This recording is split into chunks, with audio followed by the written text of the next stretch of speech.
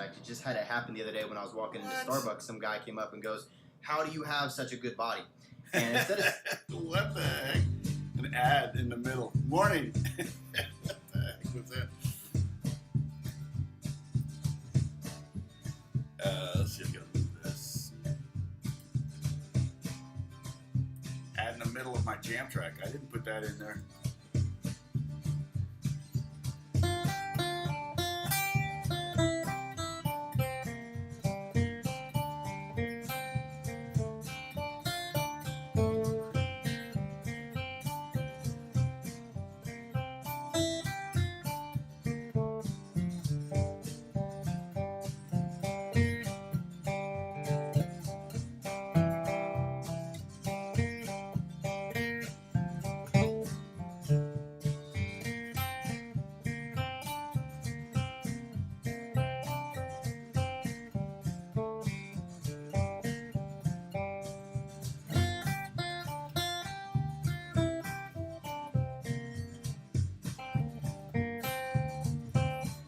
Messed up.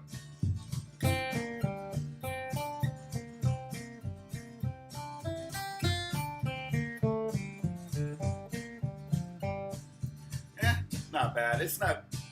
I say this every time. I'm like, that's not my favorite one. I still like Jan's Real the best, I think. Uncle Jan's Real. There's one little section that I just finished this late last night, so I haven't had a chance to really woodshed it.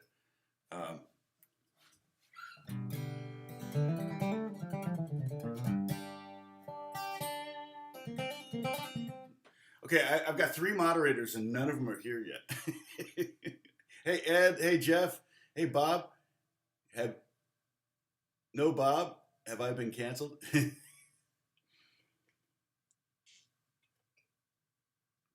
No Bob. Yeah, what was the passage that let's see. I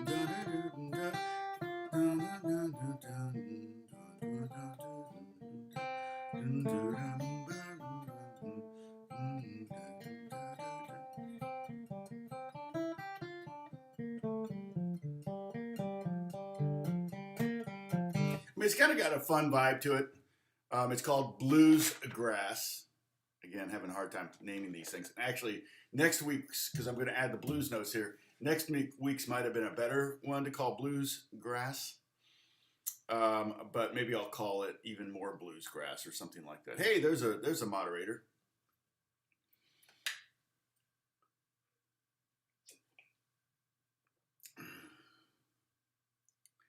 I was just cleaning out your lessons in Discord. Are you, what do you, I'm not sure what that means, Becker, but you're welcome to.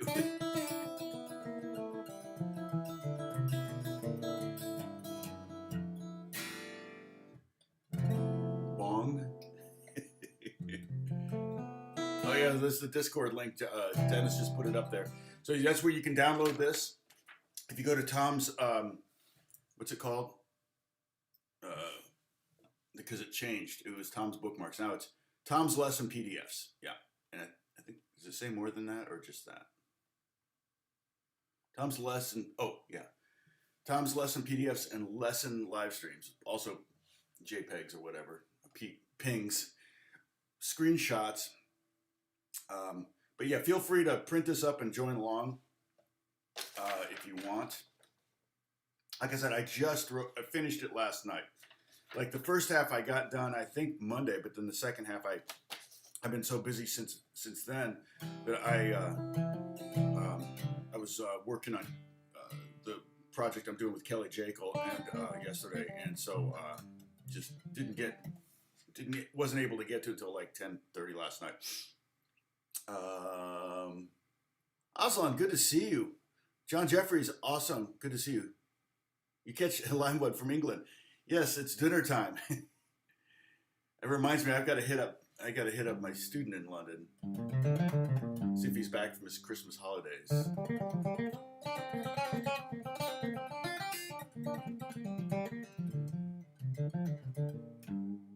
Oh, and I forgot I gotta call someone else too. Yesterday was really busy. So so I basically what I did and what I do with these, and I didn't really get down in the lower register, but I do try to hit at least 2 registers, 2 octaves of the scale. So the first section of this is really those middle 2 strings. And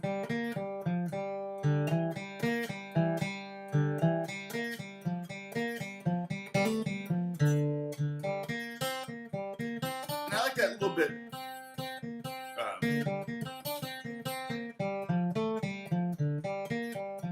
So that's the first half of the song. I kind of screwed it up a little bit, but and so I really like those middle 2 strings because you got that open D, 3rd fret, open G, 3rd fret, B flat, and then for the major 6th or the G minor 6th pentatonic, you got the open and then 2nd fret and open and 3rd fret. And then for the D minor, you got open D, 3rd fret, and then the 2nd fret, the A.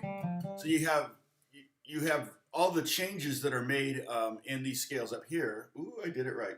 So the slight alteration we make to the G minor pentatonic to get to G minor 6 is we take the Fs and move them down to E's. The slight alteration we make to G minor pentatonic to get to D minor pentatonic is we take the B flat down to A.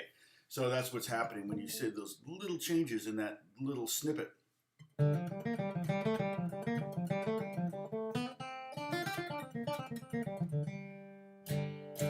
And again, this is just one tool. This is like a Phillips head screwdriver or something. Well, probably not.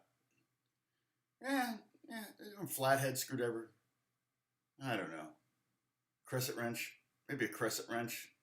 I'm not sure which tool this is to take the analogy to the nth degree. Bruce has a lot of tools. But basically, this is one tool that I might just use that,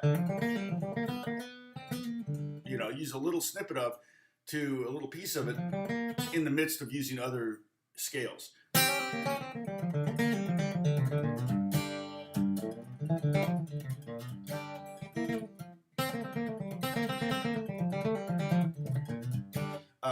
So there's right there in that little bit there, I'm kind of combining everything from the major blues scale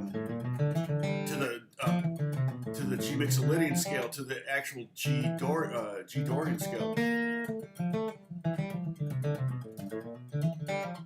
It just all feels really good to my fingers because it's got that 3 2 0 3 2 0 3 2 0 1.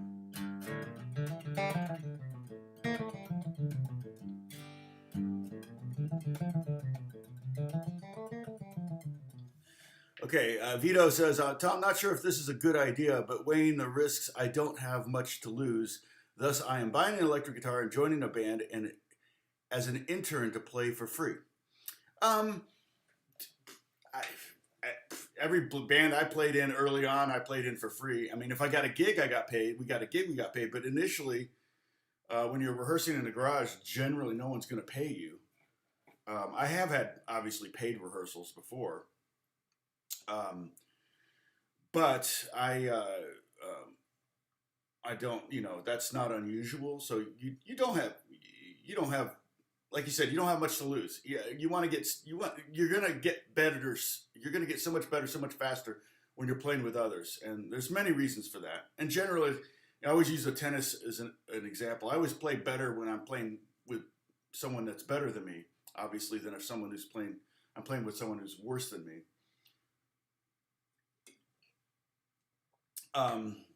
With one exception. I think the one time I played a friend of mine that was a tennis pro, and I was like, really, you were a tennis pro? And he goes, yeah. But he was a drummer, and he was a record producer, and I'm like, well, how good can he be? And he was like really, really good. I only scored 1 point in a whole set, out of a whole set. But generally, if I'm playing tennis with someone that's better than me, I'm going to up my game's going to get upped. And the same thing's true with musicians. And I guarantee you, if you've not really ever played in a band before, you're probably going to find that you're going to make some mistakes. You're going to be nervous. You're going to that kind of stuff. But you're ultimately probably going to bring your game up, and you're probably going to practice more. And you're going to practice. And here's one thing that's really good too is that you're going to practice much more specifically. See, when you don't have anything to practice for, you can kind of practice whatever you want. But if you've got something specific to practice for, like a gig, or you've got 5 new songs to learn for a band, that's very specific stuff, and it'll really force you to hone down and sit down and get the work done, and you'll get better faster with that way too. So anyway, yes, yeah, the C minor pentatonic. Yeah, I don't know if you were here for yesterday's lesson, John, or Monday's lesson, John, but same thing that happened with the blues. When you get to C. Now, again, C minor pentatonic works great if you're just playing over a C chord. And now you're like, wait a minute, well, what's the difference? And I go, well, the difference is when you're just playing over a C chord vamp, or whatever, you know.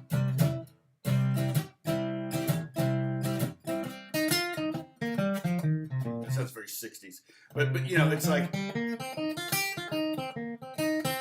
it sounds totally fine if you're just playing over C vamp. But when C is the 4 of the chord progression, and you're bracketing the C with 2 G's, a G in front of it, and a G after it, that E flat just doesn't work. So I feel like even over the C chord. So that's why I like the G minor 6 pentatonic. I should have redone that. Sorry. The capitalization is more correct up here in the right there than it is over here. What? Notice, you see me thinking. you see the squirrel on the wheel there right before I point. Okay, Avito, then definitely. Oh my gosh, every day of the week for a crowd of 100. What? Really? Well, if you know, and they should be getting paid. They're probably getting paid, but if you're interning, then interns don't often get paid. They sometimes do, but often don't. My son interned at NASA, but he got paid and pretty well, and he earned his keep. But yeah, so probably not unusual since you're untried, but that's pretty crazy. So if you said you're getting an electric guitar. Have you played electric guitar before? Because that's also a whole new animal.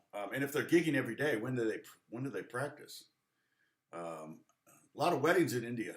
I think no, Avito. Yeah, you're in India, right? I know this. But anyway, I would do it just because. And if you prove yourself invaluable, they're going to have to start paying you because somebody else is going to make you an offer, and you're going to take the paid offer eventually. So essentially, if they're going to train you to be a guitar player in a wedding band that works every day of the week, that could literally be a full-time job. It already sounds like a full-time job. Just bar chords, okay. That's fine, and you know. And if you, you know, if you have to memorize everything, you're going to just learn a ton of songs. So yeah, I would totally do it. And you probably got the look too. So I think they may be going for that more. Your aunt may not be in the house. They may just be looking for you to be the cute kid up on stage. So Tony Harris, what's going on? You're just a beginner at 62. Well, thank you for joining us, man. It's great to see you. I'm sure you came to learn about my YouTube channel through my 7 tips for older beginners. I get lots of great comments on that, and I'm glad. Somebody said I'm a true encourager or something like that. I do think that that's embedded in me. I think that's a pretty much a natural thing. So what comes off sometimes is people read that as you can do this, you can do anything. It's like no, you know. You know, like for me to be an Olympic speed skater, that's not going to happen. You know, I know that. So if I don't even know how to skate, so you know, I definitely know there's things that I won't be able to do. I'm not going to be a flat picking champion, even though I'm pretty darn good. No, I'm just kidding. Okay, so yeah, so Tony, I will try to reference. You know, just listen along. Join us every day, every Monday, Wednesday, and Friday if you can. I reiterate stuff so much and restate things in different ways. I know that we homeschooled, so we know that there's like 5 or 7 ways to learn that people learn. And I'm kind of a get your hands in there and start messing with it kind of person. Other people can read it from a book, pick up a guitar and play it. It's like, what? I can't do that. Other people can just listen to a song and pick up a good book and play it. Other people need a direct instruction, a person across from them. There's all sorts of different things. So I try to kind of hit on all of those different learning styles as we go. And I've kind of that's just part of my pedagogy anyway. So it's not something I'm intentionally doing. It's just something that happens when I teach. So what I want to do is I want to go ahead and review these scales. And Tony and anyone who's a beginner can follow along. My hair looks nice. What's crazy is I'm wearing like really, really sticky stuff, and it lasts forever. And I do have quite a bit of hair, but I think sometimes when I see the top of my head, I see, but yeah, no, my grandfather had a lot of hair. My dad had a lot of hair. So yeah, I am blessed. I don't take it for granted. Yes, no, I think I already got that question, Bruce. Yes, definitely G minor 6 replaces the C minor pentatonic. The reason we did remember at the beginning of Monday's lesson, I did have C minor pentatonic up there. So I had G minor pentatonic, C minor pentatonic, and D minor pentatonic. But I threw out C minor pentatonic because it just doesn't work very good. It just doesn't. It's just not as nice, as good sounding as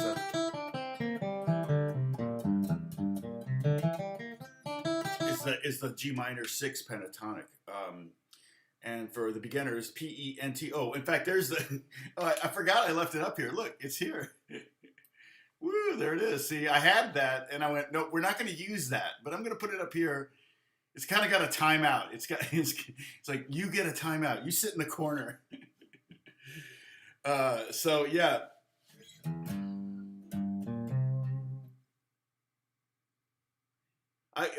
Dennis, I usually learn just by paying a lot of attention. Yeah. Tony. Yeah. Well, I'll tell you, for people that have thinning or balding heads, God bless Michael Jordan, because I know guys that as soon as they started I'm going to be bald, they just shave their head. And I'll tell you what, you'll never, if you just shave your head and just go that route, and it's super easy, then you don't have to go to the barbershop. You know what you're going to look like pretty much the rest of your life, and it's like it's like Steve Martin went gray so young. My dad went gray young, but Steve Martin went gray so young. He's looked the same for the last 40 years. He hardly changed at all. My dad was completely gray by the age of 30, which didn't happen to me. I have more of my mom's hair, but in that regard, yeah. So we're talking about hair instead of scales. All right, so let's do these 3. And sorry for John, I may do the C minor pentatonic. We may do that, but we're not going to use it. It's not in the song. And you can go to the Discord. Let me pin that Discord link so it's there, and you can join the Discord. Also, well, let me also post the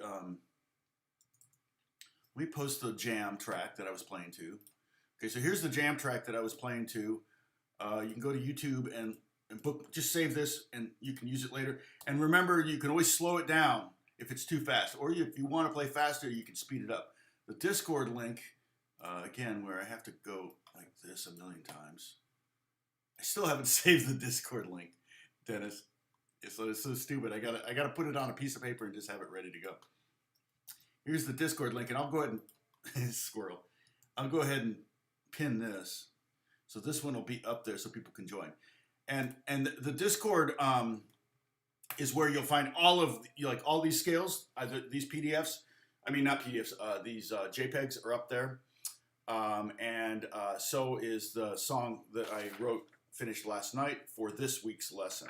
Okay, so every week now, that's 5 songs. We got 5 songs so far.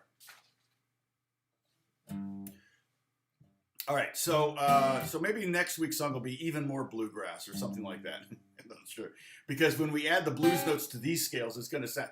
it's going to be, I mean, this really gets fun. You know, you get some nice, you get that sound going. It's really fun. It really sounds blues. Yeah, and Bruce is giving you the rules on the Discord if you can, if at all possible. And I think you can have a different name, Dennis. I think that's correct for every group you're part of. So if you wouldn't mind making your name match the YouTube, your YouTube handle, that would be great. And that way we all know who everybody is. Okay. Okay, so let's do this scale. Let's start down the bottom here. First fret, bottom string, first finger, and then third finger on the third fret, then first fret, then third fret, then open, then third fret, then open, third fret, first fret, third fret, first fret, and third fret. Okay, and then backwards, third fret. Dennis answered the question. Yes, you can. Change your handle for every chat. First fret, 3 1, 3 0, and there's one of our G's, the red notes, and then 3.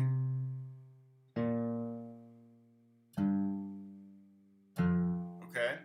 Now, if you're wondering, like, how do I read that? Okay.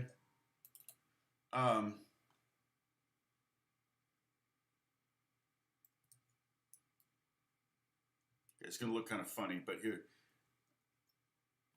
check this out. So, for the beginners that don't understand these diagrams here, okay, the dots are the notes, or the finger positions, okay. The black dots are scale tones that aren't the root. The root of the, like for example, up here, the G minor pentatonic, the root is G, because it's a G scale, so the roots are G. So those red notes, that third fret there, and the open G string, and the third fret up here, are all Gs, okay? So those are great to know, to learn those, because when you're playing over a G chord, a G note's good to know where it is, because that's a good landing note. It lets people know you know what you're doing. You know, if you go, it just is a good finishing note. You don't always have to end on the root. You don't always have to start on the root. That's not at all necessary. But it's just good every now and then. If you land on the root, on the root note of the root chord, everybody's going to go, oh, they're going to relax, because like, okay, he kind of knows what he's doing. So that's why I put red dots. The circle, the one that looks like a white dot, is just an open string. And unfortunately, the open string there, the one at open G, is also a red dot, so it gets a little confusing. But so those are open strings. Now, if you're still not getting it, sometimes this might help if you look at it this way. Okay, now I just flip the image around, and if I put it like right here, you can see now how more it lays over my guitar. Okay, so this is like this. All right, so let me make this smaller, like thus. Okay, and then I'll try to this is the hardest thing I've ever had to do. Up, over a little more, over a little more, up. Okay, so that's basically what I'm doing, except that I made it too small. I guess I could sit further back.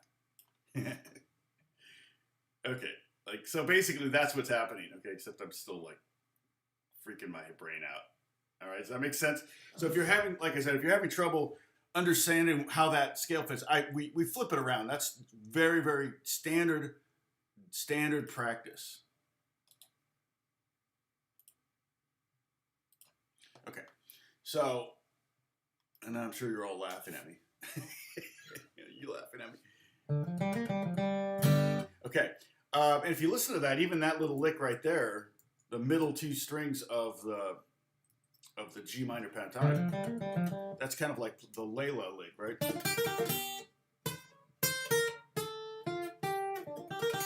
Okay, it's kind of like that.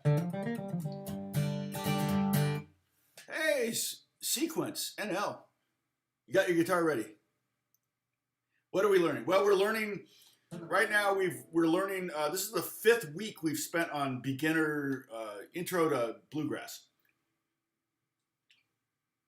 and we're talking about soloing. We're not really learning songs except songs that I wrote because I don't want to have copyright issues. So I'm writing a song every week for different lessons. So sequence, I'll give you a quick recap here. The first week, 5 weeks ago, we learned the G major scale, and then we jammed on that, and then we learned the major pentatonics for each of the 3 chords: G major pentatonic, C major pentatonic, D major pentatonic. Then I added some blues notes in there to make them a little bit more fun, and so those are G major blues, C major blues, and D major blues. Then we did the Mixolydian scale, and we did it back and forth between the major scale and the Mixolydian so that you could hear the difference. And this week we're doing the minor pentatonics, which has a lot of notes, B flats and Fs and things that aren't in the chords, but they still sound pretty good. Okay? And right now we're getting ready to play the G minor 6 pentatonic. So the middle scale, right there. We're going to play that. And that's the squirrely one. Speaking of squirrels. And hit the like button. You can punch it if you want to punch my face, but you can't, so you have to punch the like button, okay? All right, so we're going to start with the open E string down here, 0, see that? And then 3rd fret, there's our G note, so that's red. And then 1st fret, 3rd fret, open D string, 2nd fret, open G string, 3rd fret, 1st fret, 3rd, open E, and then 3rd fret. And then backwards. This is kind of like the B.B. King scale. It's kind of like kind of a happy blues scale. Yeah, okay, so G and then open E, 3rd fret, 1st fret, 3rd fret, G meth. Yeah, exactly. G meth pentatonic is what Holly calls it. So, 3rd fret open. Okay, then 2nd fret. There's our note difference there. Normally it would be an F, but we go to E for this scale. And then E, and then open D, 3rd fret, 1st fret, 3rd fret, and open. This is the least symmetrical scale.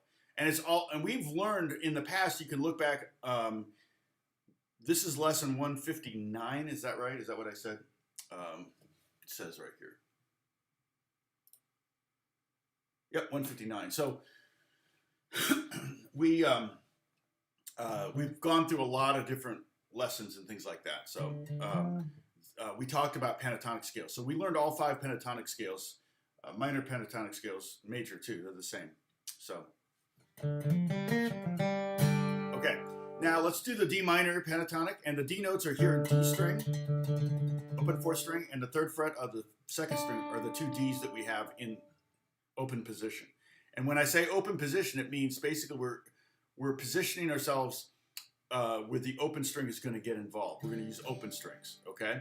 So that means, unlike all the other scales we've learned prior to the bluegrass stuff, well, I think I did a series on open scales, but prior to any of the scales we learned that used no open strings, those are all movable. So the great thing about the G major scale that we learned, here, it's actually 12 scales, which is great.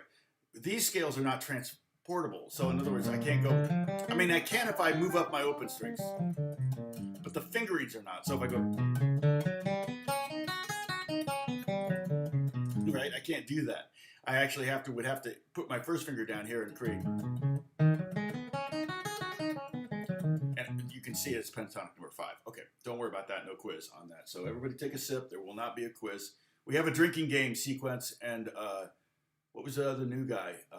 Anyway, if I say there won't be a quiz on this, everybody take a sip. That's a celebratory sip. Hook is in the house. Jan's here. Does dag mean hi? Goedenavond, good evening. Goedenavond. Goedenavond. I don't know. I wish I learned Dutch. I went to Holland, didn't learn Dutch. Who was the other new person? Somebody. Oh, Jim Horst is here. Hey, Jim Horst. And never mind. I didn't see you. Sorry. Could you play Master of Puppets, please? I can't. I can't play it. I don't know how. I'm sure I could.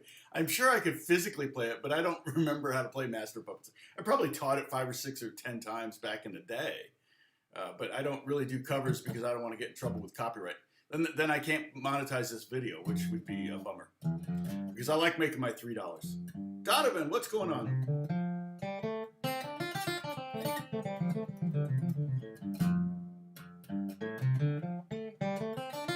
Okay, so this is the D minor pentatonic. Get you ready. First finger on the first fret, the F there. Then third fret. Oh, shoot. Sorry. I got to click away from Discord, or otherwise we're going to keep hearing that little bloop bloop. All right. So first fret is F, and then third fret. Then open A, then third fret. Then open D. Here's one of our roots. And then third fret. Okay. Then open G, second fret. And then we're going to finish off with first fret, third fret, first fret, third fret. Okay? So you get that. So you can hear the blues, right? You're hearing the F sharp and the F natural at the same time. And that's what gives you that blues sound, because you're playing a flat 3 against a sharp 3 or a major 3. You're playing the major third in the chord. Whoever's strumming the chord is playing a major 3, an F sharp, and you're playing an F on top of that, and it creates this, this kind of dissonance. Where is it? Okay, but it just works. Okay. Oh, hey, thanks, Gary. Gary's posting the drinking game rules. So if I touch my face like this, we're not supposed to touch our face in the COVID era. And I found that was our first rule because I was trying to train myself not to touch my face so much. And now I find that I'm touching my face all the time because I'm always thirsty and I want to take a sip. So it actually psychologically went the opposite direction. So anyway.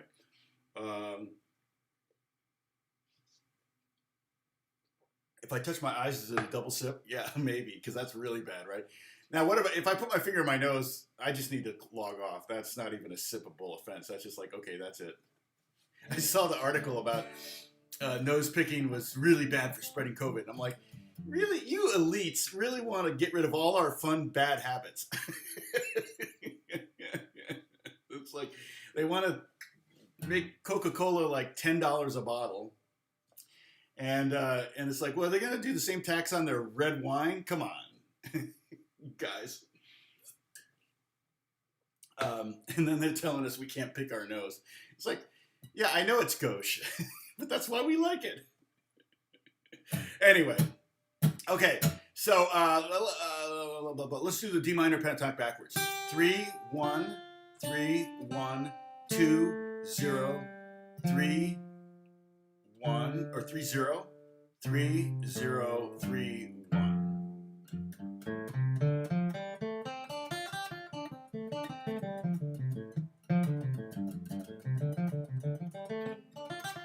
Yeah, Gary. Yeah, I talked. Yeah, see, that's stupid. But it's stupid because it's like everyone I know is in the middle of that right now, and it's like you could be quarantining for 14 days and then go out the 15th day.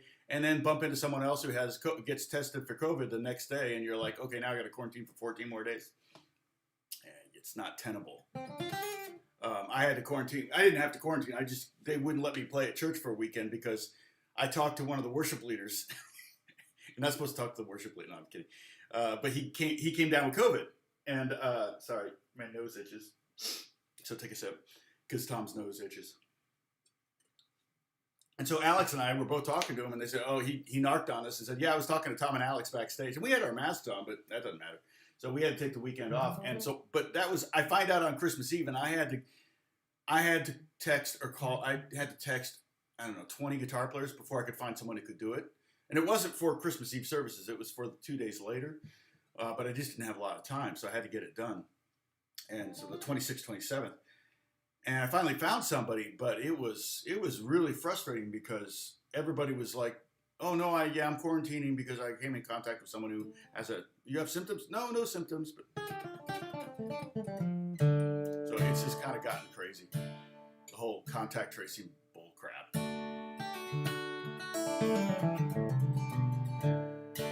Okay.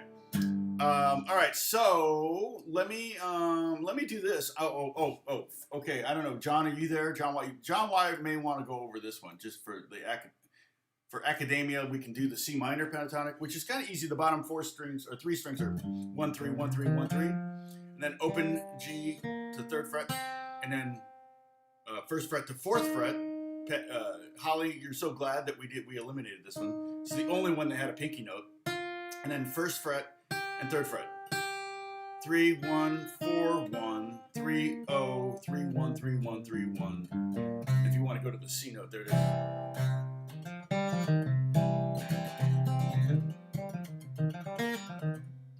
And again, like I said, over a C chord, it sounds kind of bluesy and naughty and fun. But in the context of in that context, over that chord progression, for some reason, just like as was the case in the when we did blues, the pure minor pentatonic built on the 4th chord didn't sound very good. And so I like using this as Holly calls it, the G meth 6 pentatonic. The G meth pentatonic. And it's a more difficult scale to play because it just doesn't make a lot of sense. But all you're doing is you're taking that G minor pentatonic that's up here at the top, okay, up here, and we're just taking all the Fs that are in that and knocking them down to E's. So that's what's happening. So this F here in the G minor pentatonic is going to that note instead, and the F up here is going there. So we have 2 extra open strings, which is not necessarily a bad thing. And there's one more F, it's right here, and it's going down to there. So that's why it's kind of this weird. Okay, so let me put the jam track on. I'm just going to jam around a little bit on this, using these scales.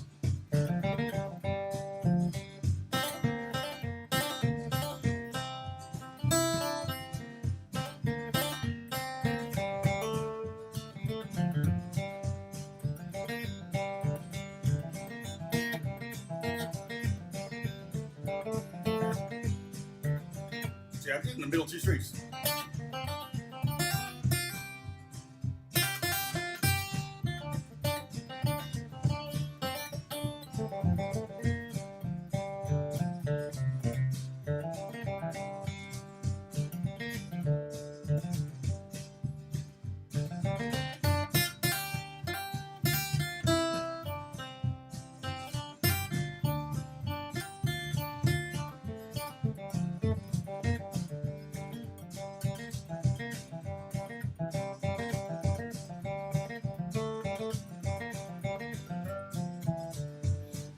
So I'm just kind of noodling and messing around with it. But basically, the idea is that, the open E really changes the sound, doesn't it? And the open E can work over the G chord too. So you can use the G.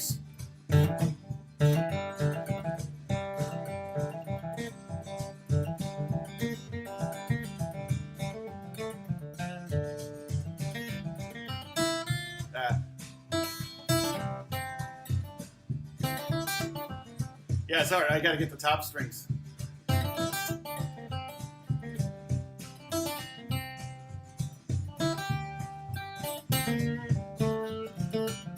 Yeah, it's a little weird. I don't have any licks for the top 2 strings or so.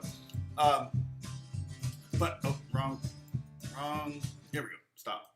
All right. So you could play G minor 6 pentatonic. And I apologize for that capital M. It should be a small m on that right here. I did it right up here, so you can see it correct there. That's what it should have said. But anyway, sorry for the confusion. But that G minor 6 could work over the G chord too. In fact, I like the sound of it because it has that.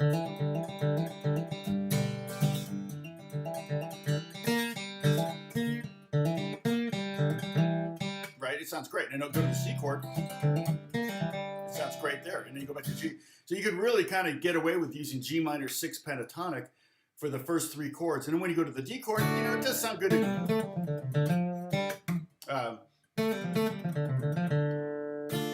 Right? It sounds good going to that thing.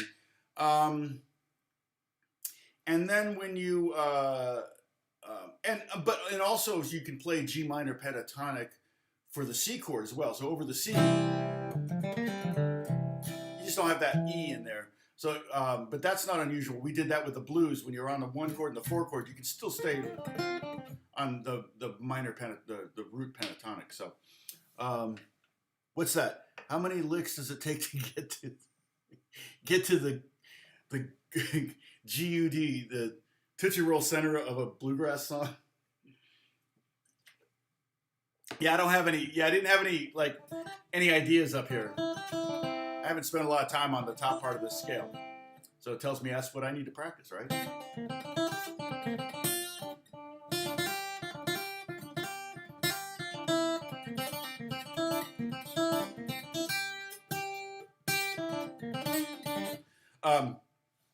Now, I'm not going to do it, but if you want to do it, how to play in the fifth position.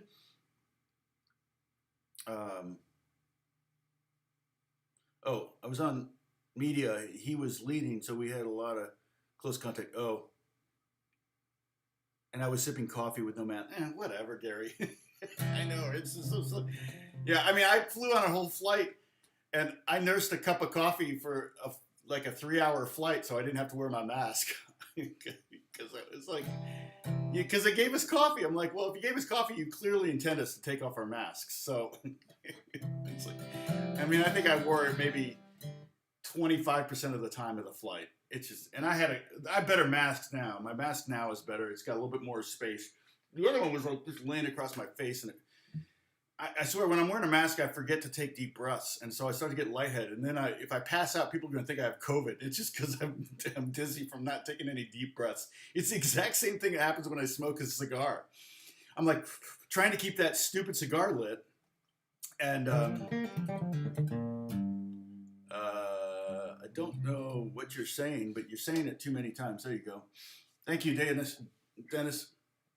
Yeah, it's been a while since I've seen any of these. Tom is a great guy. Oh, that I met years ago. Thad, I know. Where do we know it? Shoot. Like, Thad, are we Facebook friends? I'm trying to think. Where did we meet, Thad? I'm a great person. No, I'm whatever. I am whatever I am. Well, I know Thaddeus Harrell. No, shoot. Where did we meet? Was it clinics? Was I teaching clinics? Hey, Jamie Banjo. Hey, good to see you again. All right. So let me play the track. Go back to the beginning of the track. And I'm playing the track at the original tempo, which is 100. But the great thing about this track, and again, I'll share the link here. Copy, boom. This is the track I'm going to jam to. Toronto! Mark Arenas, how's it going? So there's the jam track I'm going to be playing to right now that you can go to anytime you want and jam. I made it long. It's like 10 minutes long so that you don't have to rewind. It's the same chord progression over and over again. And there's the chord symbols there. There's chord grids there. 1, 2, 3. There's a G scale there, so you can kind of look at that and the chord progression. If you just want to strum along, you can do that too. You don't have to be able to solo or anything. So this is the new song I wrote this week for this week's lessons, and it's using the pentatonic blues, the minor pentatonics. Here we go.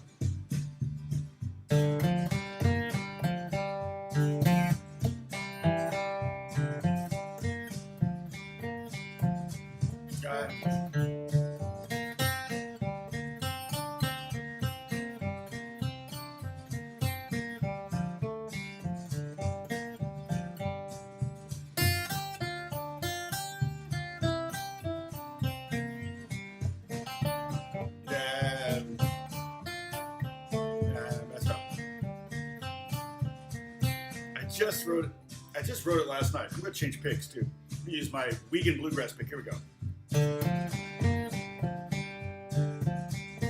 I love that.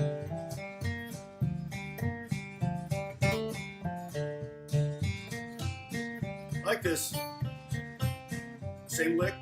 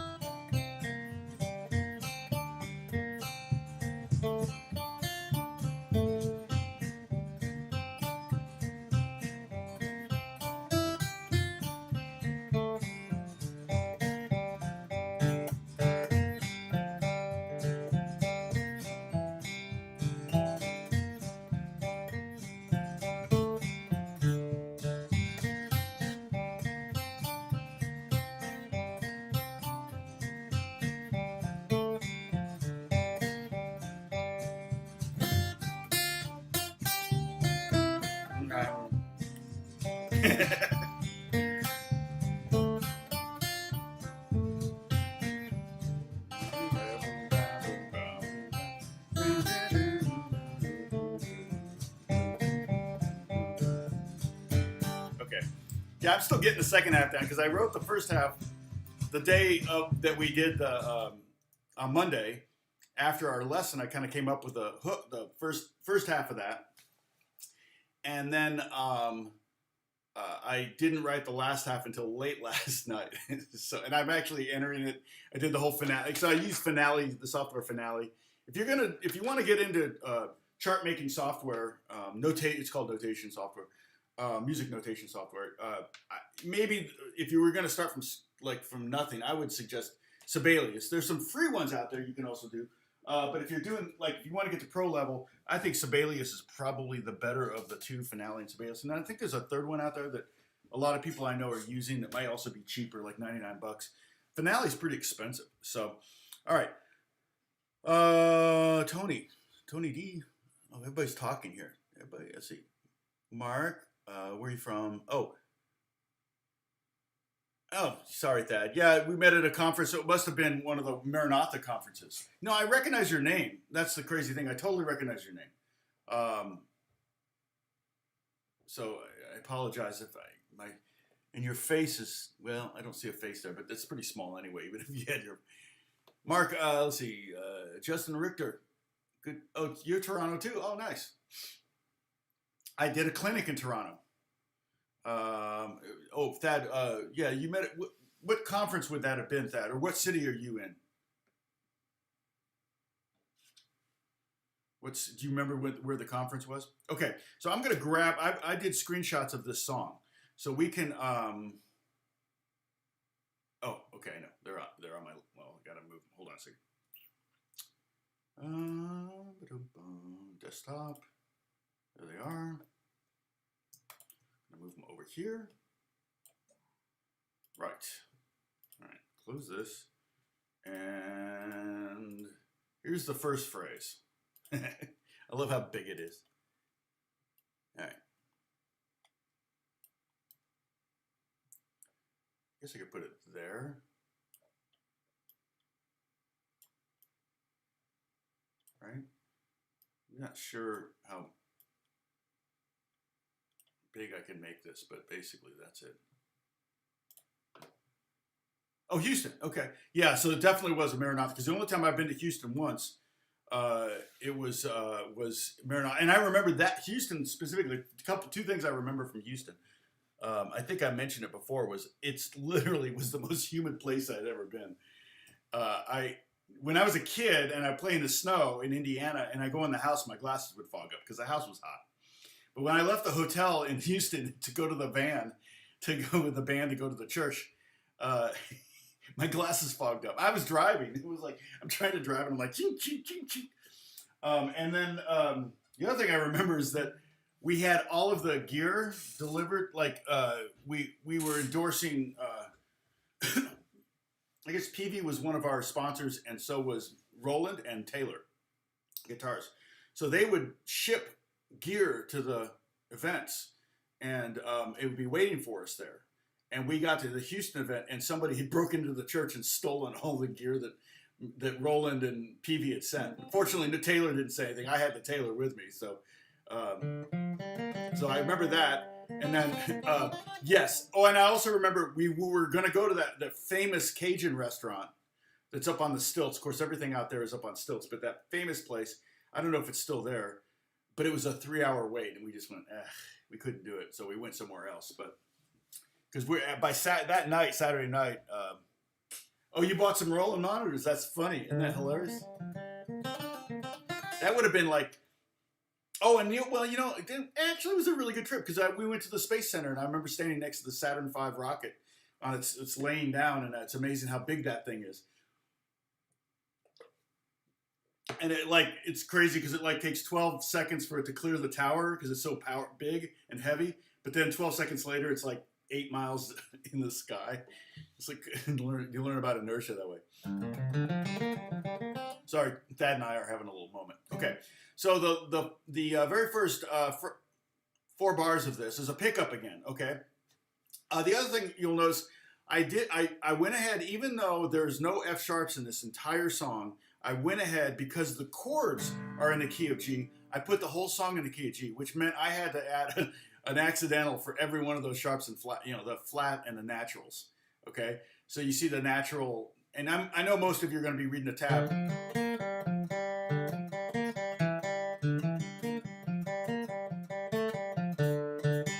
Okay, I know that most of you are going to be reading tab, but if you look up at the music, you can see the flats for the B's. All the B's are flatted, and all the F's are naturalized. Normal F in the key of G would be sharped because that one little sharp there, which is really cool. That's why key signatures are really handy. That sharp carries for the entire duration of the song. The little accidentals that I put in each bar, they only carry to the end of the bar. So every bar you have to add a new accidental because it's like a reset. Okay, that's the rules of notation. All right.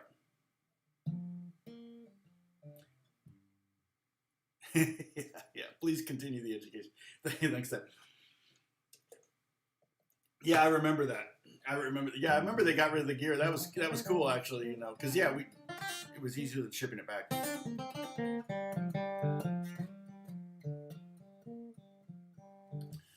Are you the same guy that was playing the Blue Rouge in the video I just watched? I don't think, Tom.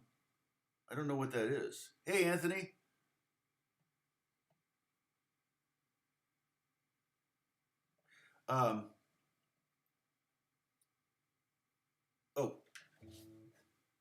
Okay.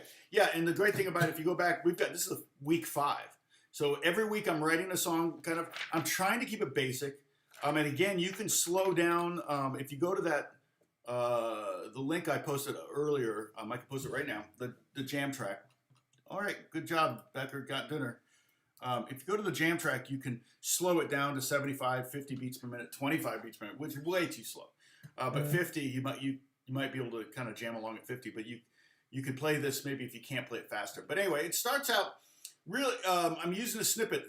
Look at every note that's on this stave. And a stave, this is a stave, this is a stave. Each one of these, there's 4 staves on this page, okay? Also known as staffs, but a plural of staff is stave, I think. Not staffs. Staff, I don't know. I don't know why we call them staves and staff. I don't know. Well, I'm almost not in my 50s anymore. I got less than a year left in my 50s. So, oh gosh, I can't. That's hard to imagine. But if you look at every note here on this 4-bar phrase, every one of them is on the first or the middle 2 strings. Okay, so it starts out with an open D, and that's a pickup. 1, 2, 3. And the first note I play is the B flat. Basically, my idea here was to really, really let people know what we're doing immediately. Okay, and right away it's like, we're playing a minor scale over a major chord. That's what it should sound like. Okay, but we're just playing notes, and the other guy's playing the chord. So when you play one on top of the other, it doesn't quite sound as dissonant. It just sounds like blues. If I play them together, it sounds dissonant. Okay. So there's our pickup. 1, 2, 3, and 4, and 1 is the first note. Okay. So what I often suggest if you want to work on a song is to work on the first phrase. And the first phrase of this would probably be, okay? Normally a phrase would go all the way to the next bar, but this one only goes to the halfway point of the bar because of the pickup, right? So there's one phrase. So get that one down. And again, you can also go to the YouTube channel and speed up the track, and 125, 150, 175, and 200. You get up in that 150, 175 range, and it starts to sound more bluegrassy. 100's a little bit slow for bluegrass. You don't really have any songs in bluegrass that are. It's just like.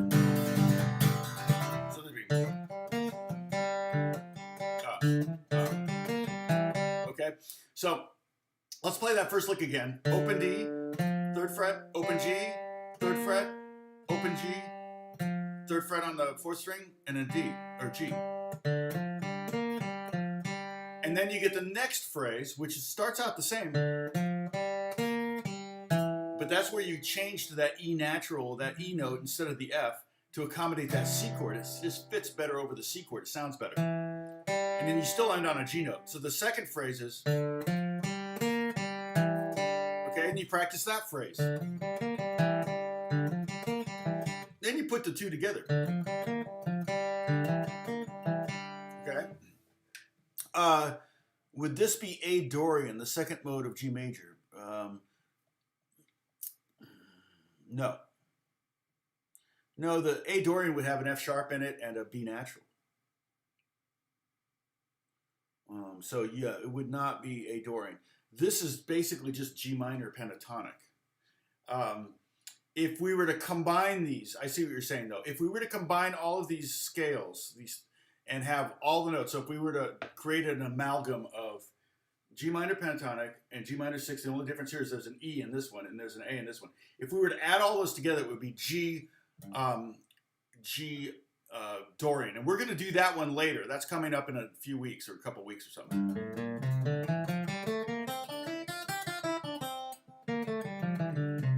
I talked about that earlier because we actually...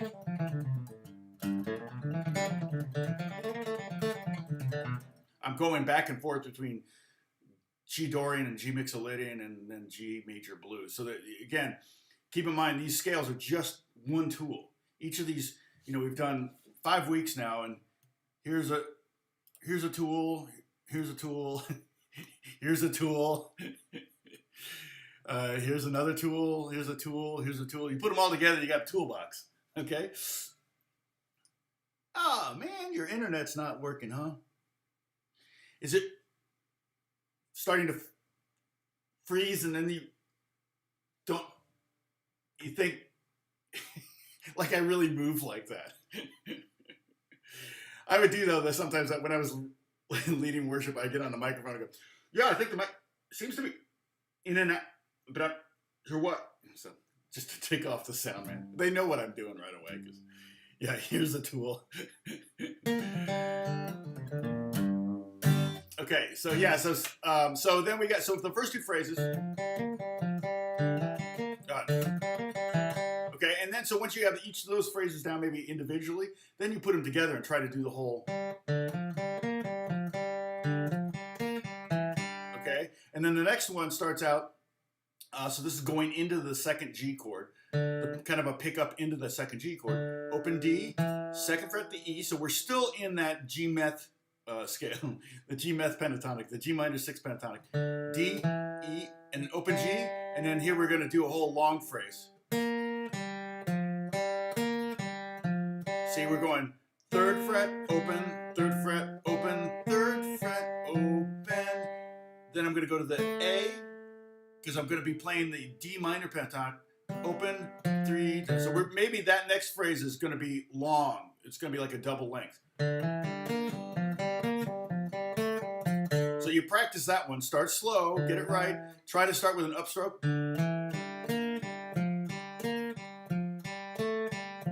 Because it's on the end of the beat. So you want to start with an upstroke if you can to keep that alternating picking thing going. Okay? And then you try to put them all together.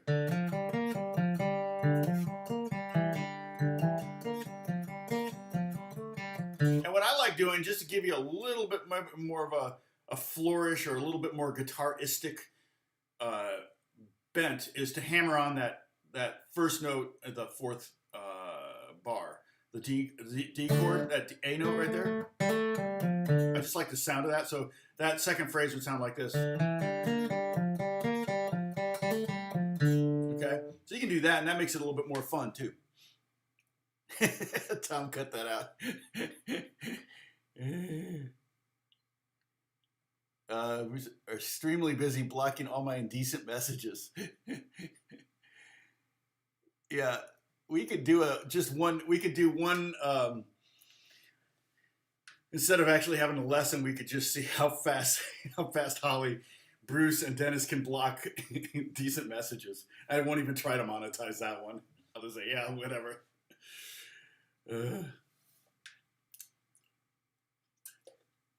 Okay, and now just look at this pickup to the next one. It's open D. Try to remember this. Open D, open G, and then third fret. Okay? So it's got the same kind of pickup starting on the and of 3. 1, 2, 3. But then I'm going to go. And I like the sound of that.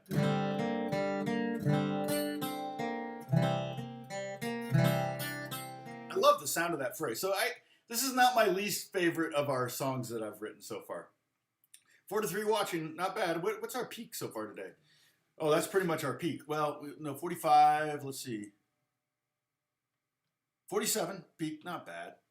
We've done better. But I think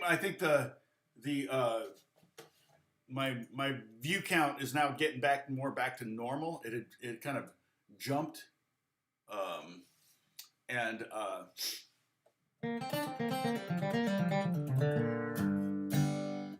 That's a G minor pentagram. Okay, so let me get rid of this, and I'm going to bring in the next phrase. Does that work better to have it up there? I feel like it does. Remove. Yes. Oh, that worked. All right, let's bring in the next phrase. So this is the next 4 bars of the song. And again, you can go to the Discord to download this for free and print it up so you can be following along if you don't already. Does anybody do that? Does anybody print it up right now and have it in front of them? Okay. So remember, our pickup to that was open D, open G, and the. I'll go back to mine. So I'm going back and forth between 2 picks. This is the gypsy jazz pick. Okay, Wiegand, and these are, I think they're, I don't know, $25 for 2 or something like that. I can't remember. The super thick and very hard sounding. I like the sound of them because they have a lot of personality. 3.5 millimeters. I don't know what the millimeter is on this one, but this is their bluegrass pick, and they're made in Holland, I think, or France. I forget, one of the 2.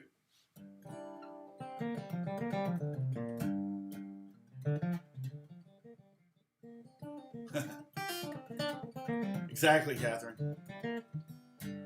Okay, so the pickup again was open D, open G, 3rd fret, and then I do this lick, and this lick is 2 times in a row.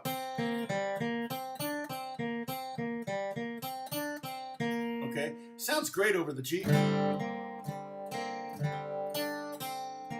It reminds me a little bit of Oh Brother Where Art Thou for some reason.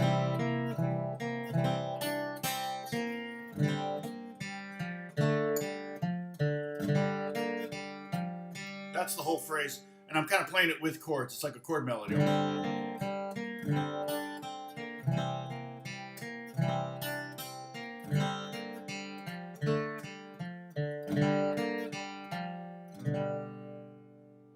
Okay. Hey, Paul. Yes. No, it's good. It's good to have your eyes on paper. Boy, it does. Paper does look really dark, though, doesn't it? When you're used to having everything PDF on the screen, it's like, whoa, how do I turn up the brightness? It's just like, dang it. So, okay.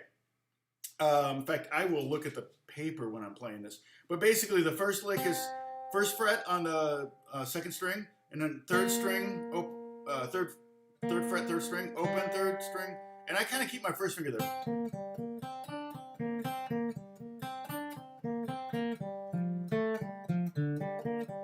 So you can kind of keep your finger there if you want, the 1st finger there, as an anchor, because you're going to go to it a lot. Starts on it, goes to it 3 times in the 1st bar, 3 times in the 2nd bar, and once in the 3rd bar. So just to have that C note ready is not a bad thing, okay?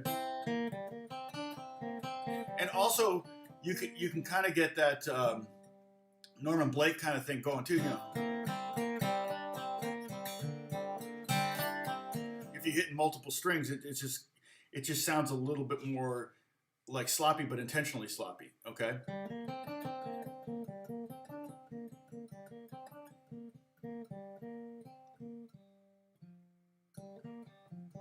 Yeah, Catherine, school teaching is hard because they always give you busy work, or they want you doing evaluations, or parents. Oh.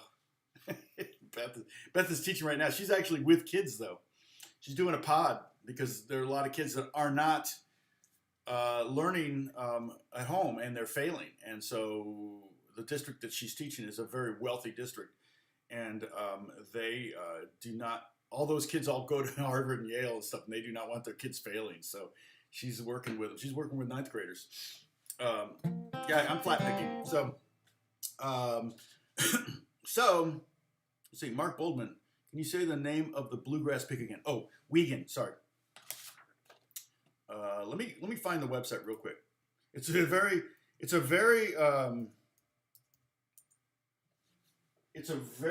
1990s website, if I remember. Let me pull it up. I think WiegandPicks.com. Let me just check. WiegandPicks.com. Oh my gosh. It's still the same website he's always had. And I usually buy from the website. You end up having to do PayPal or something. It's not, you can't, I don't think you can just use a regular credit card. But the Gypsy Jazz picks on the right, that's the one I use. The Bluegrass picks on third down on the right. Those are really nice. And you really, there's a couple places. Yeah. It's Palm Guitars, Amsterdam, Netherlands. He sells them there, and he sells them at Bridgeport, Connecticut. Those are the only 2 locations, but he's in the Netherlands.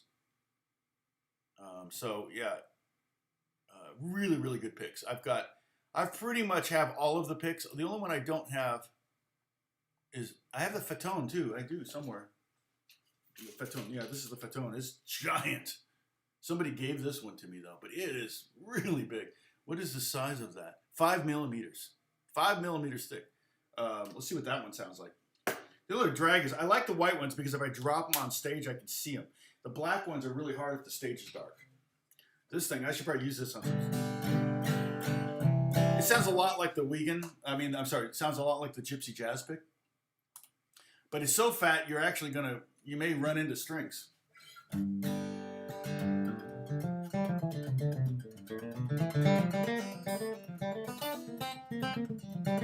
Yeah, stupid work gets in the way of your guitar jams.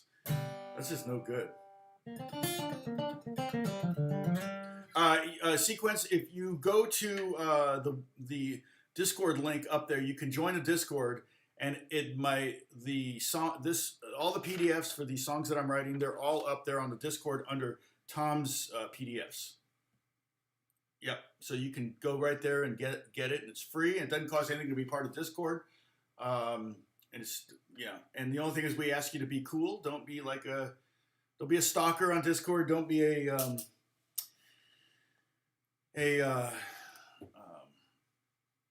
don't be mean to people. Stay on point. Don't get off point too much. Not politics, religion, stuff like that. We pretty much stay on guitar and music kind of things. Anyway.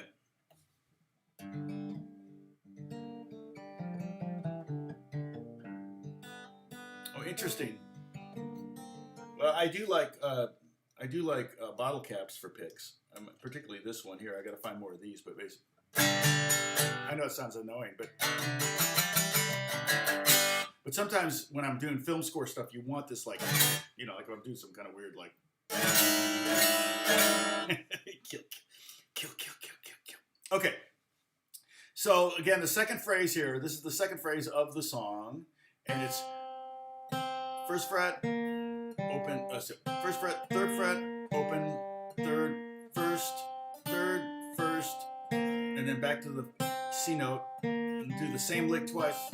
You can just turn that into a little exercise and start with a downstroke. In fact, it's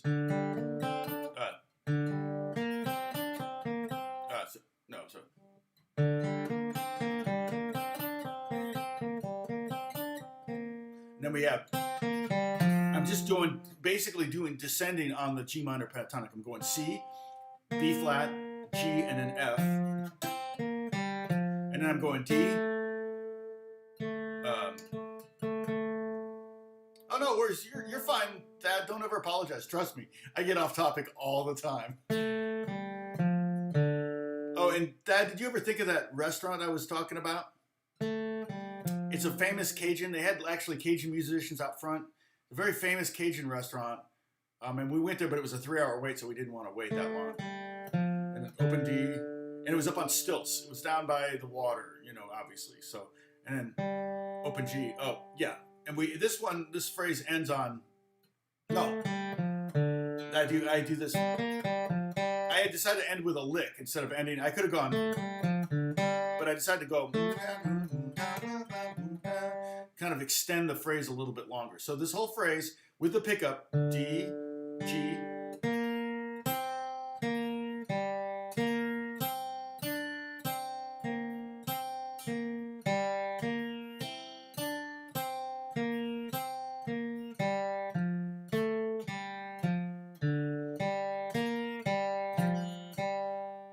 so Thad, just so you know, I kind of visualize that there's another Discord site that everybody has open, and they're all taking bets at they're all trying to like get me off track the most. So every day, whoever gets me off track the most wins. Oh, I'm sure. Oh, okay, there are a lot of Cajun places. I bet I could find it if it still exists. You know, hard to have a restaurant nowadays. Okay, so now I'm going to get rid of this. This is the second phrase. I'm going to place up there. Whoops, what did I just do? Remove. Oh, okay, yes. Oh, what did I just do? Hilarious. Okay. Oh no, this is going to be bad. I have to. Can I undo that? It won't let me undo. Hilarious. Because if I do this, it's going to be on top of. Okay, I got to go back. That's a drag. Go back to here. Sorry about that. Now I'm going to duplicate this. I'll fix it later for tomorrow. But basically, I deleted the video instead of the thing. So now this is what I have to delete. It's so weird that it did that because I was clicking on. So I have to rebuild our windows. No. There we go. Remove. Yes. This is the only thing that's staying. Remove. Yes. Okay. Yeah, the lights went out. Exactly. Do you pick up your fretting finger so the note doesn't ring? No, you can leave it down. That's fine. On that C note, it's totally fine. Sorry, let me, I'm going to go as quickly as I can to reconstruct what I had. Because, see, the problem was if I on top of what I had, I'm still learning this OBS software. If I did that,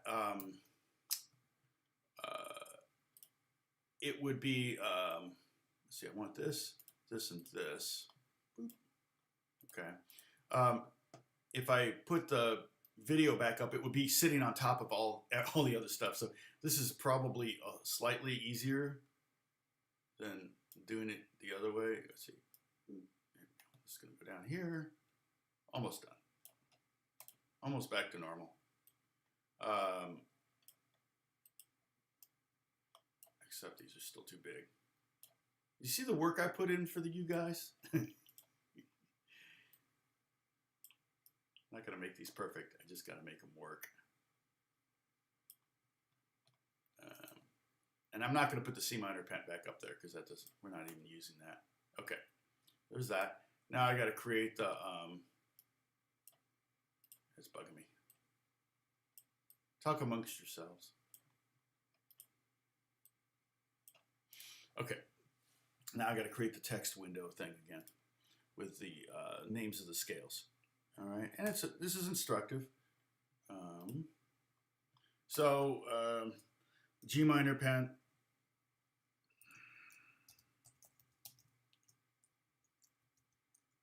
Is G, B flat, C, D, and F. Okay, and let me go ahead and make this. Let me make this smaller, and then I can edit it while it's smaller. Okay, so there's G minor pen. It's basically a little bit bigger.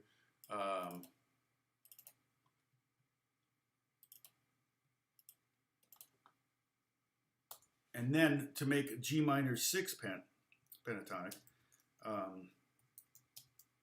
we take that F down to E, and it really fits really nice over the C chord. So that's a scale we could use over the C chord, though G minor pentatonic works pretty good over the C chord. And G minor 6 also works really nice over the G chord. So it's not like an either or kind of thing. It's you know, whatever works. Even the D minor pentatonic, which is the G minor pentatonic, but instead of a B flat, it's got a D, F, G, A, and C.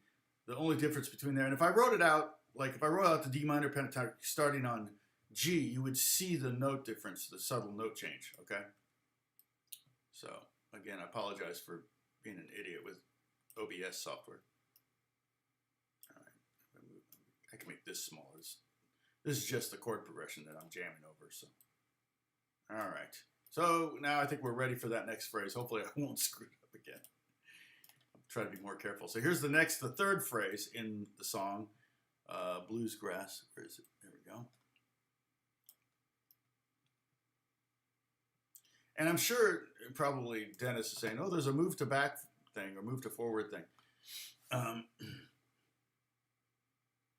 Papadoos, that's right. That's right, Papadoo. I remember that. That was the name of it. You're right, Thad. And it was 3-hour wait, and it was like, we didn't want to wait that. We were starving. In fact, I think I remember, I don't know, Thad, if you went, because what I would do, I don't know if I did it in Houston, I can't remember, but oftentimes what I would do is I would teach an hour and a half like acoustic clinic, and then right after that an hour and a half electric clinic, and then we would break for an hour and a half lunch. And but lunch would have been going to the green room and hanging out with the band. And I was like, forget that. I said, so I always gave my attendees an option of, if we want to order some pizzas, we can order some pizzas and then deliver them to the classroom, and I'll just keep answering questions. So I may have done that in Houston. I don't remember, but oftentimes I would eat anyway because I'm answering questions. So then I would go all the way to dinner not eating. I have a raging headache. And so, waiting 3 hours in line to get a meal would have been a no-go. Okay. So no matter how many pictures you've seen, the real thing will blow your mind. Oh, what are you talking about? Let's see. Oh, in Yosemite. I know. I gotta go. That may be a trip Beth and I will take. We're trying to get out of town one of these weeks, so not for long, just a couple days. But 2 nights is better because one night you're going to spend the whole day driving up and the next day driving down. You're not going to get. But if you have one day in the middle, you can do both. Because I'm in LA, so okay. So the next phrase, so the last one ends like that, okay. And so it ends on beat 3, and it has a little bit of time. I did that so you can kind of get position your hand up here. And now we're going to do licks that are more top 2, top 3 string centric. I'm trying to spread it out. I didn't really do anything down here, but I'm trying to get the middle and the top of the scale patterns kind of worked on a little bit with the song composition. Okay, Yosemite Sam, that's you. So you can really see the. Okay, for one thing, there's a rhythmic hook. What do I call them? Theme.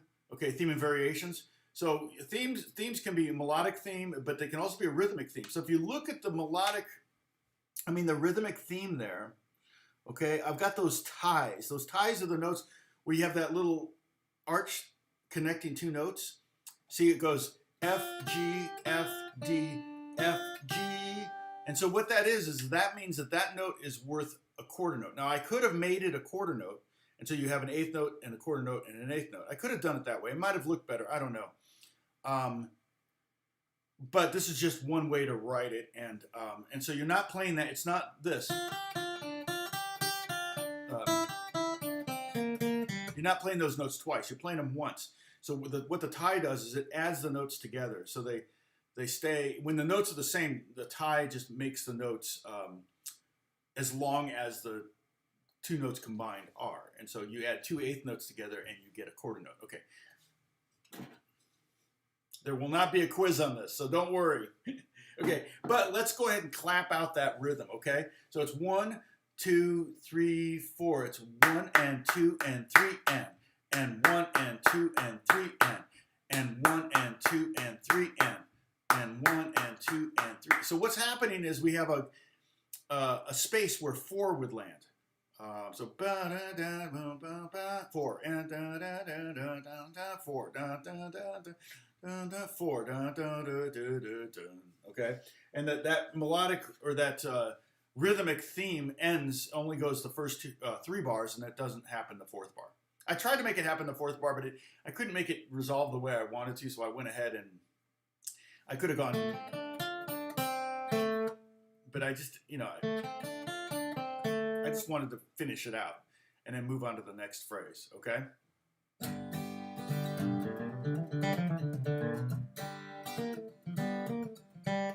Hey, Pepper, what's going on? Okay, so here we have, that's the first phrase. So all real simple, 3 notes total. F, 1st fret, 3rd fret, 1st fret, 3rd fret there. And so what we're playing is the 7th of G, a G, a 7th, a 5th, a 7th, and the root again. So I play the...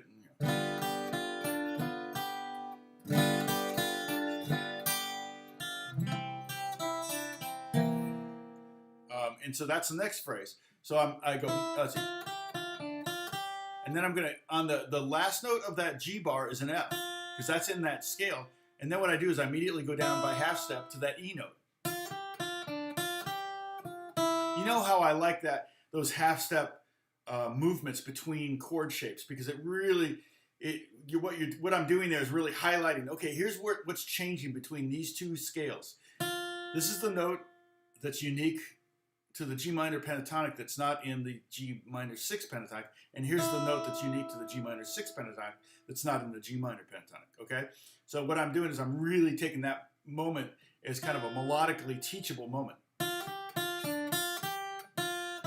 And then that phrase is, and then open E, 3rd fret, open D, 3rd fret, 2nd or 1st fret, and then 3rd fret on the G string. Okay.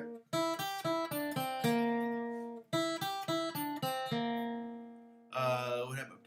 Pepperoni. Dennis. Let's see. Your fridge is broken. Dang. I hate that. Fridge, it's worse. And our fridge always would break right like the day before Thanksgiving or the day before Christmas. Like right before we're serving a big meal or something. It's like, oh, come on. In fact, our fridge broke last year. And it was like $700. I'm like, oh man. It's crazy. It was the whole software got wet. It's like, well, why would you, I mean, not the software, the circuit board got wet and stopped working in the fridge. So,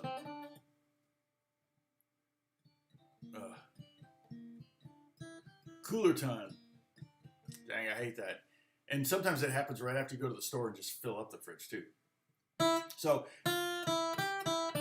that's kind of a hard phrase. I'm not going to lie. This, if you're struggling with this, okay, and that would be the end of the phrase, I would say. And then, and this is also kind of awkward.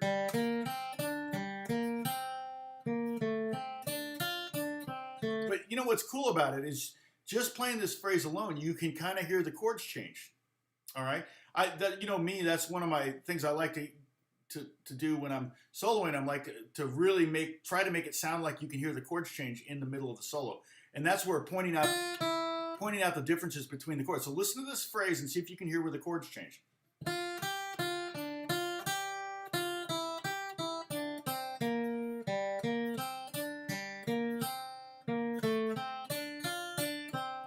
See, that A is a dead giveaway for the D chord, right? So the third phrase is open G, pick up to the 3rd fret, 1st fret, 3rd fret, again open G with an upstroke there, downstroke E, the 3rd fret, and 1st, the C. So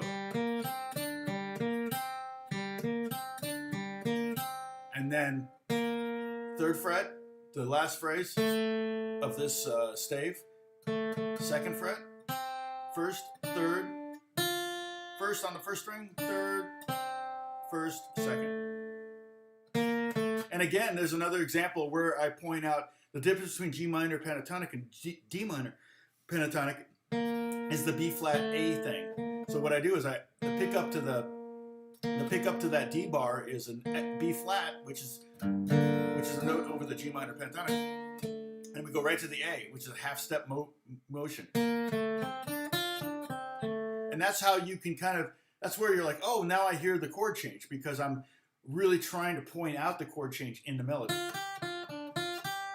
Chord change. Oops.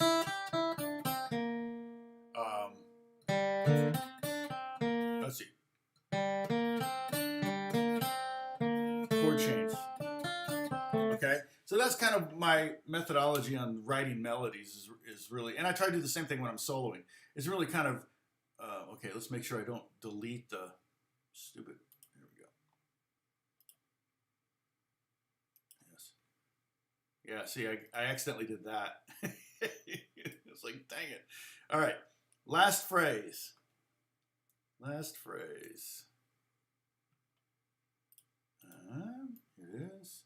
And this one, again, like I often do, is I have some reiteration. You know, there's going to be something familiar, which is a good thing to do in a melody. Your audience is going to like the song faster if they can whistle it sooner. Does that make sense? And so that's, good melody writing should be, understandable. Now here I don't see any ties. I don't see any quarter notes. This is non-stop eighth notes.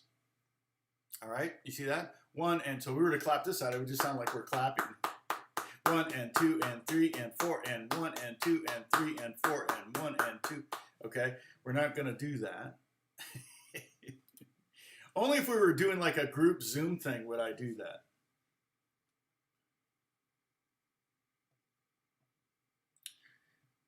Dennis, I suppose we could do a Zoom thing sometime, put a link up on an invite. Can we do an open invite on a Zoom thing, and whoever joins? Can we do that up on Discord? I know we can do the audio ones on Discord.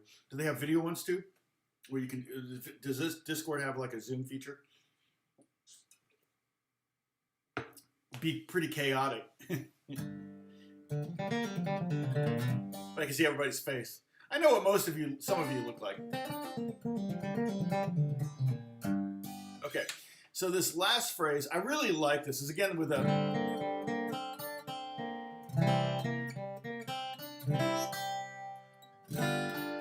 Oops.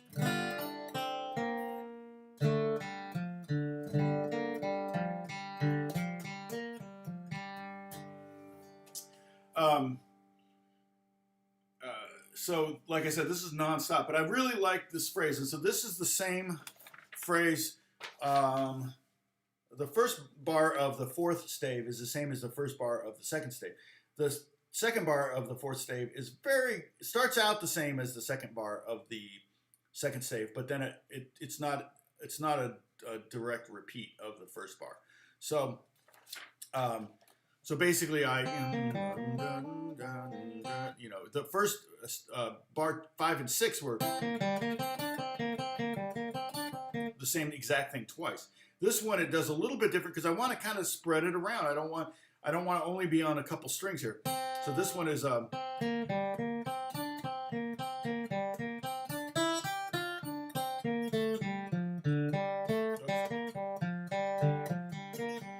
really like that though. That's not a bad phrase. And then the final phrase is right down G minor pentatonic and then down the D minor pentatonic. You can kind of hear the chords change.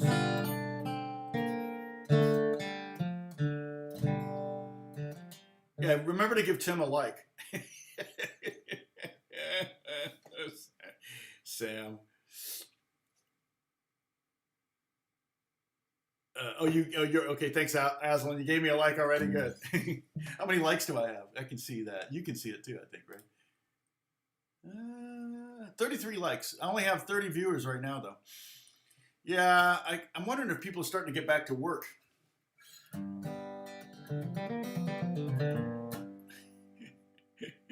Yeah, everybody likes Tim. I'll have Tim teach Friday's lesson. Okay. Okay, so here's that phrase. Second finger, third fret, open G, third fret, first finger, third fret on the second string, first, third on the G string, and then back to the C note, C, back to that, third fret, open, third fret, 1, 3, open, G at the top, third fret. So, C. So the first phrase, just the first bar by itself is, okay, that's the first 8 notes, and then the next 8 notes over the C chord. So you can hear that E natural on top. Okay, and then the next one, the next phrase, the next 4 notes is just the G minor pentatonic descending from the F, and then descending from the D minor pentatonic descending from the A. And again, I'd use that little vehicle of that B flat to A movement, because the difference between G minor pentatonic and D minor pentatonic is the B flat and the A. And then we end with our basically what we start with, right? Kind of that.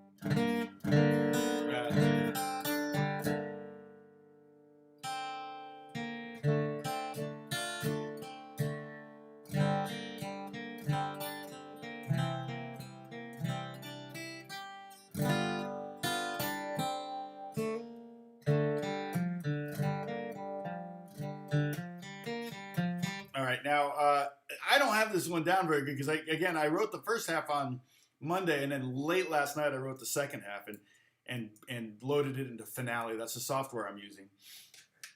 Let's see.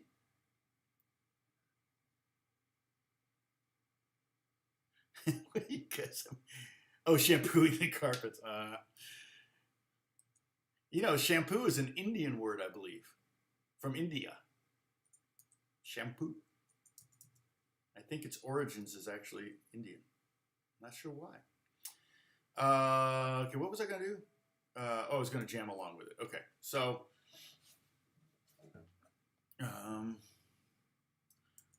there might have been an Amazon link I could have used for the Wiegand thing, but that's fine. I don't need to make money on the Wiegand.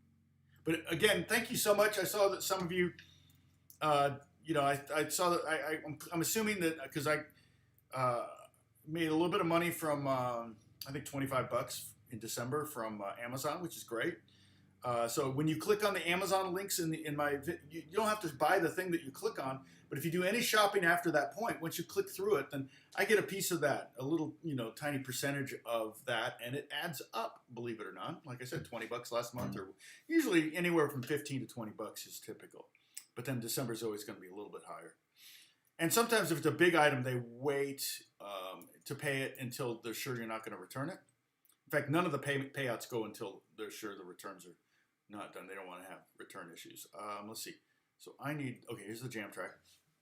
I'm going to play this at tempo, 100 beats per minute, and hopefully not butcher it too much. 1, 2, 3.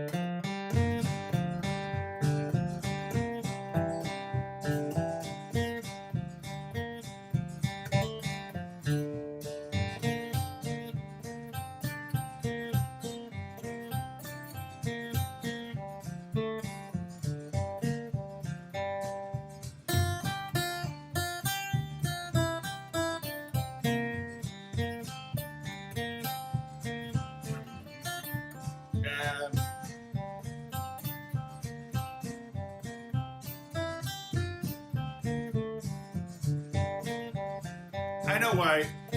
I know where the issue is for me.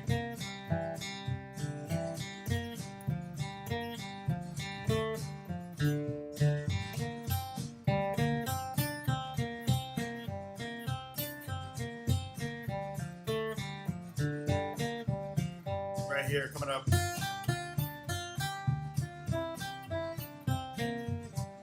This right here. It doesn't make sense to sit on this C note over the G chord. So that's where I messed up. Because I was trying to keep that. I should have gone like something like that. Sit on the B flat would be more interesting. Sitting on the C note over the G chord is just weird.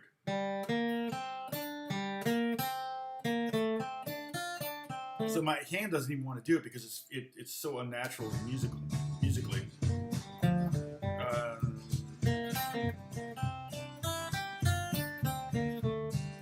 So I'm going to go to the second phrase again.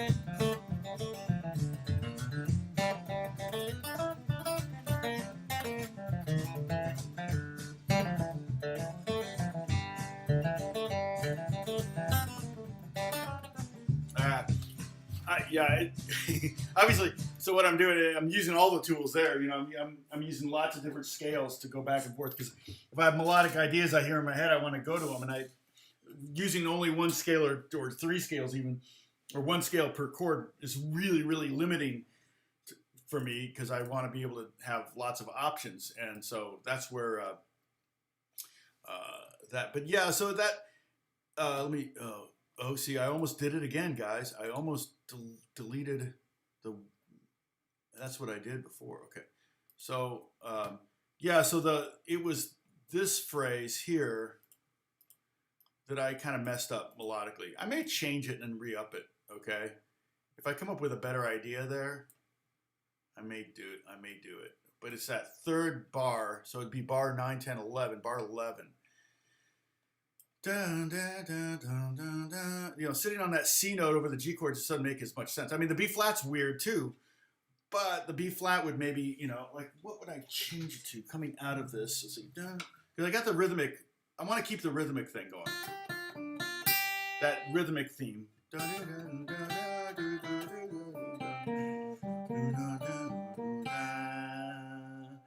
And I also like that going the B flat to the A. So I could have gone. I could have done that.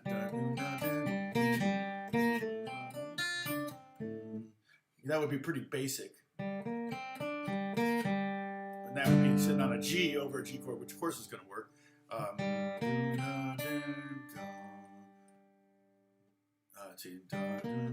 And I also avoid, like I could go that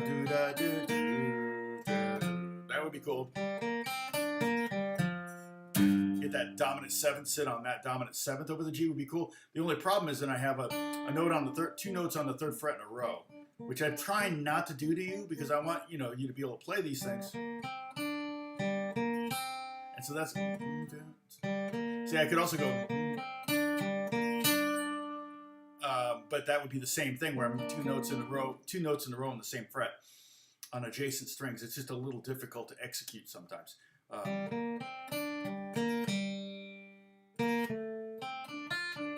So it'd be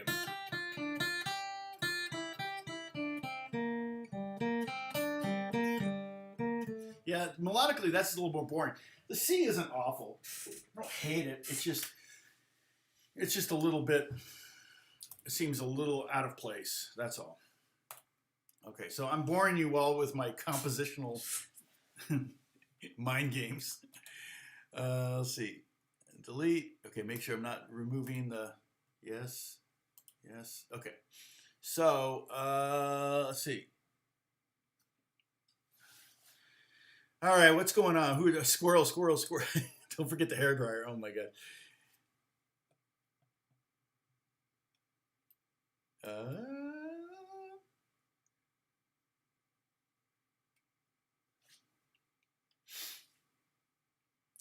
Okay, so we're talking about who's shampooing. Oh, Sam is shampooing his carpets. Okay, are you doing it yourself, Sam?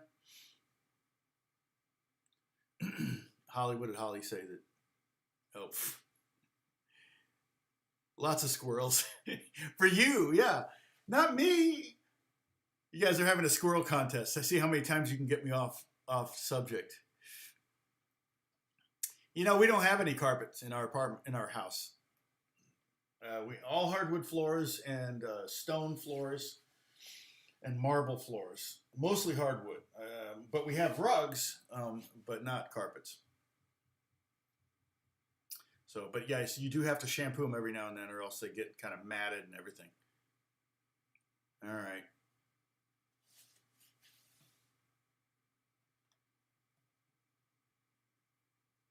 So, all right. So that's kind of where we're at. So Friday, what we'll do is we will go through these scales again, and then we'll maybe go through the song again. Maybe I'll have it down a little bit better between now and then. I can play faster. If I make a change to it, I'll upload it. I may change that one bar because, like I said, I'm still not thrilled with that. But I don't know if I just want to go to G instead of C. That's the only change. It would literally be changing one note. So I'm not sure if I want to do that. But melodically, I'm just not thrilled with it. And I feel like that's where I screw up every time. And it's mainly because it doesn't make sense. So that's going to, make it. And how about hanging on the D over the G? Yeah, the D would be good. Dun, dun, dun, dun. But I want to hang on it at the same moment, the and of 3. If you're looking at, let me pull it up again. I'll drop it in here again.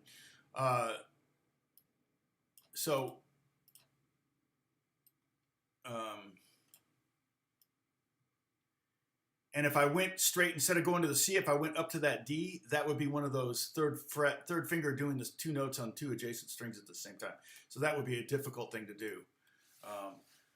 So I could go to D, but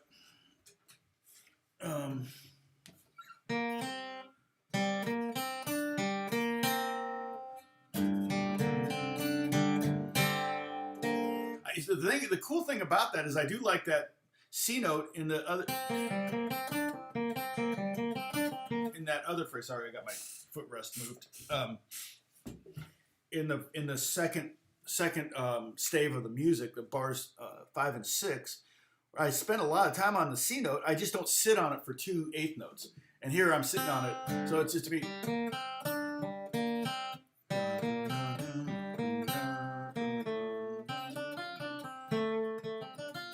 And that's a cool little lick. See, when we add the blues note in there, you might have a lick like that in there over the D, which is really cool. That'll be fun when we get that note, but we don't have that note in these scales yet, so we have to limit. I'm trying to limit to just these scale tones if I can. It's not horrible, but if I went to the D, it would be right. The flat. Let's see. Dun, dun, dun, dun. Same problem. That the B flat to the F to the flat 7th is the same, So I would have to change the melody sooner, or I could go up. But then I got a string skip, which I'm also trying to avoid because again I'm trying to keep this in the near basic or beginner mode. It's still going to be intermediate, but low intermediate. So 3, 2, 1, go. Wait, what is Pepper saying? Race you there. Wait, what are we racing to? Wait, Holly, race you there.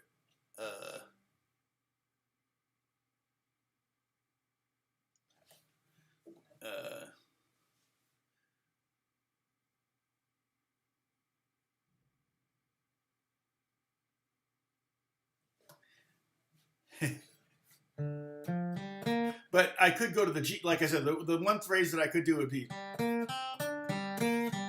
right?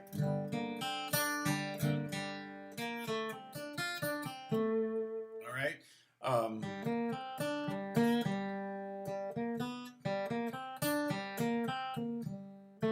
I could even do that and get rid of that rhythmic thing.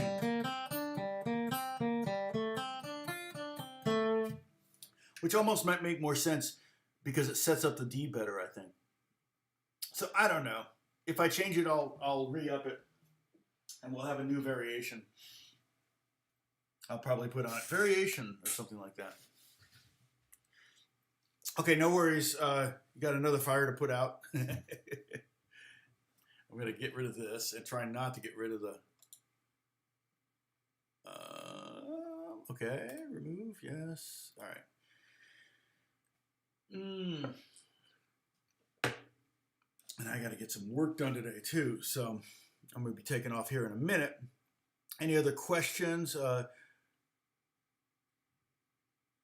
Music teacher was the other way around.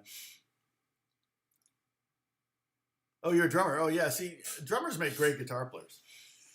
Drummers also make very good piano players.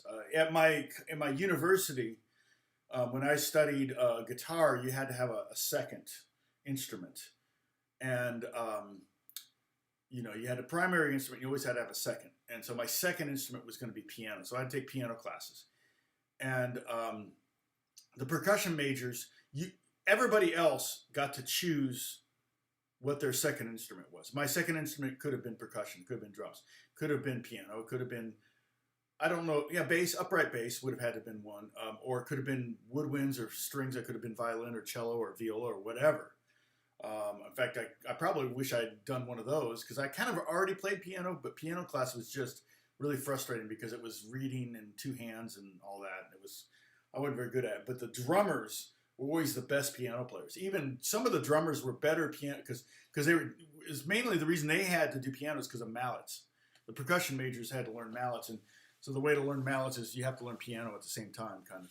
So I went to Butler University, Jordan Conservatory of Music. But I quit after 1 year because I was so busy working in the music business in Indianapolis that I couldn't keep my studies up. And I was like, oh, well, why am I going to music school? I'm already doing it. So I quit. Saved my mom a bunch of money because she was paying for it. It was not cheap. And single mom, you know, it was just like, she paid the first semester. I paid the second semester. And then I decided to not keep doing it.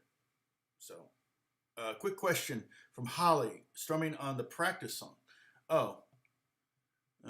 When you were strumming during the song, was that regular time like on 1 and 3? When I was strumming along with it, or when I was strumming and playing the chords at the same, playing the melody at the same time. So I was playing the probably some kind of strum like that, 1, which is about the most standard folk groove, and I've done videos on the standard folk groove.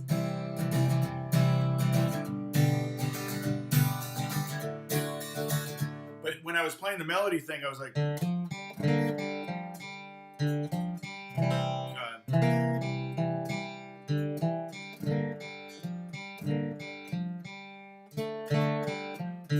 then I was just hitting 1 and 3 for the most part, or ones and threes. But I was kind of trying to get the melody note in the chord shape so that the melody would continue, which is kind of like doing jazz chord melodies or something I wanted to do when I was a teenager. I wanted to be like,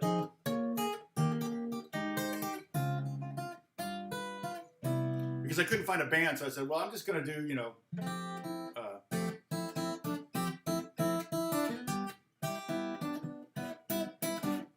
whatever, you know, let's see.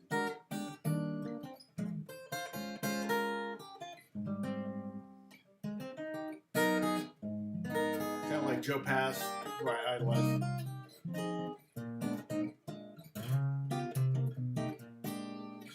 So that was kind of something I did when I was a teenager because I wanted to be able to play. I had to be able to play bass chords and melody all at once. And you know, it's funny, Holly, when you type in "See you later, Aslan," I read it as "See you later, Asian." I'm like, well, that's kind of racist. I'm like, well, that's not nice. So, who's got a 7? Should we work on playing the melody right out of the chord shapes? You could. I mean, that's definitely a thing to do. I kind of like the sound of that. But the tempo that this ultimately should be played at, you probably wouldn't do that so much. You know, that's going to be in the more bluegrassy tempo, but you can still do.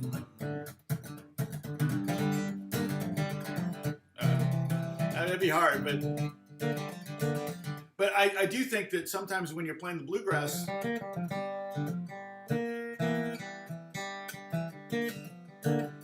you can hit more than one string sometimes.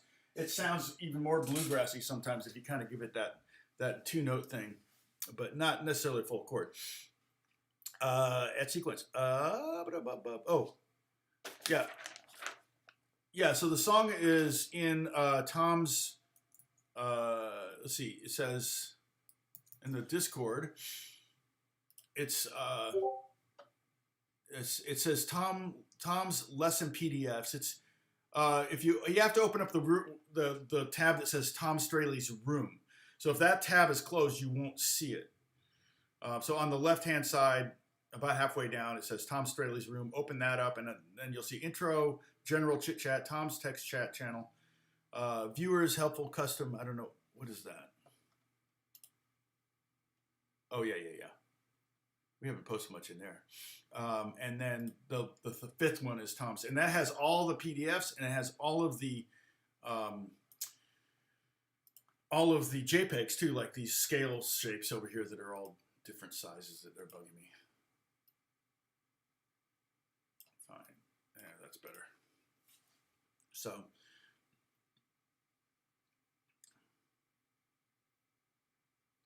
sequence, yeah. If you yeah, Dennis will walk you through. Sequence. Tom's Zen lesson in PDF alles staan. See, your Discord may be in Dutch, so because you may be you have your language. Ja, ik begrijp dus niet veel van Discord, haha. I know haha and I know Discord, so I guess I speak a little bit of Dutch. Ja, daar ben ik. Okay, I'm killing Dennis right now. He's got to be dying. Paul Meyer, a piano does the bass, chords, and melody. Yeah, that's right. Yeah, you could have been my second, but that's when you're like Tuck Andrus is so good at that. Like you know, it's like the.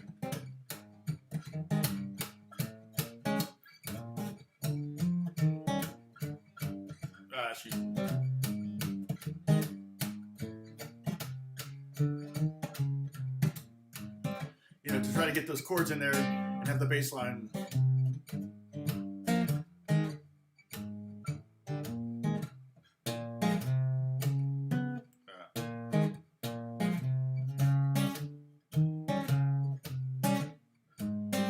To try to get all those chords in there. And the walking bass, that's just a whole other skill set that some guys have nailed. So, and now you're talking about me in Dutch now. So yeah, it's pretty funny. Let's see, Louisiana. What did you say? Oh, intro to Metallica battery. Yeah, exactly. Yeah.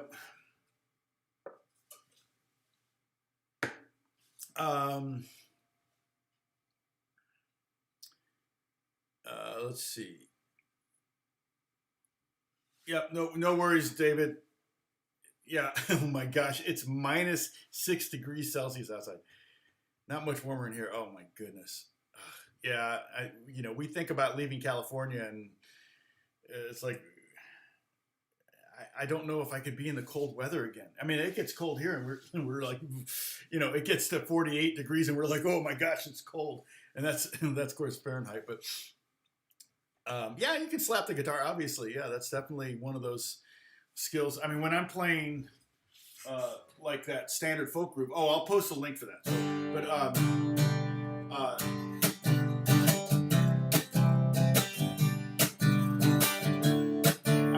down 2 and 4 there. The other thing too, when like I did, I wrote Yellow Raincoat was like.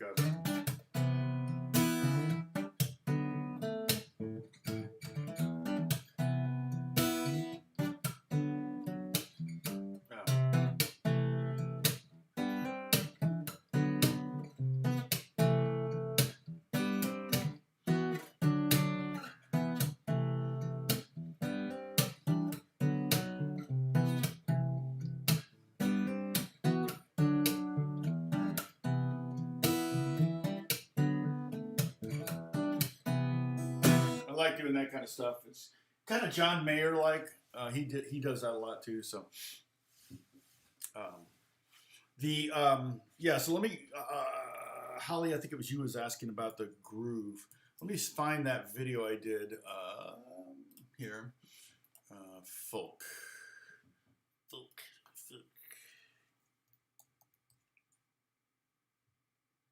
All right. Oh, that's funny. Okay, so this one here is. So Holly, if you don't know this, if you haven't seen this, just copy this. If you haven't watched this lesson, this is the standard folk groove. Let's see if anybody's watched it in the last 48 hours. Oh yeah, 9 views in the last 48 hours.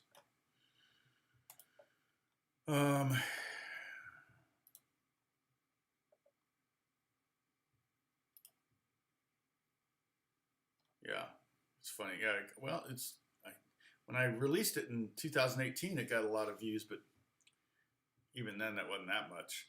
Was it that one day? But it generates a penny or two here and there. Hilarious. Yeah, but that's and I give you a bunch of different grooves using the same groove. So yeah, 7-string guitar goes down to B. I don't know if I'll get a 7-string guitar. I mean, between bass, I prefer 4-string over a 5-string. I can't really slap on a 5-string. I can't really slap on a 4-string either, but I at least have a better chance at it of getting a feel that I like on a 4-string. But I do 5-string because I do a lot of sessions where I'm needing low notes. So in fact, I was just using it on something a couple days ago.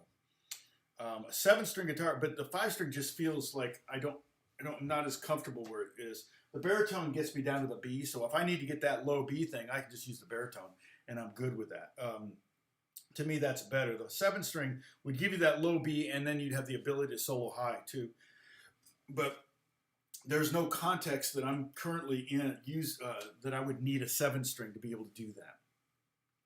Live, if I were needing low stuff and high stuff, then sure, I would get something like that. But But in the studio, I can do the low stuff with the baritone and overdub the high stuff with a regular guitar. So that's why I don't have a 7-string. Oh my gosh, Bruce. Well, yeah, but not where you live now, Bruce.